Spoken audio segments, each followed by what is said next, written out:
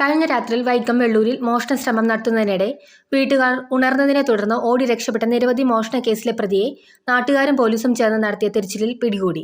കന്യാകുമാരി മൻകോട് സ്വദേശി എഡ്വിൻ ജോസിനെയാണ് വെള്ളിയാഴ്ച രാവിലെ 11:30 പടിഞ്ഞാറ്റുകാവ് ക്ഷേത്രത്തിന് സമീപത്തു നിന്നും പിടികൂടിയത്. ഇയാൾ ഇന്ന് രാവിലെ റെയിൽവേ സ്റ്റേഷനിൽ ഇരിക്കുന്ന സമയത്ത് പോലീസ് പരിശോധന നടത്തുന്നത് കണ്ടതോടെ അവിടെ നിന്നും ഓടി രക്ഷപ്പെടുകയായിരുന്നു.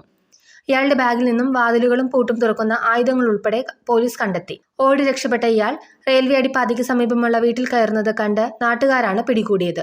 തുടർന്ന് പോലീസ് എത്തി ഇയാളെ സ്റ്റേഷനിലേക്ക് കൊണ്ടുപോകുകയായിരുന്നു.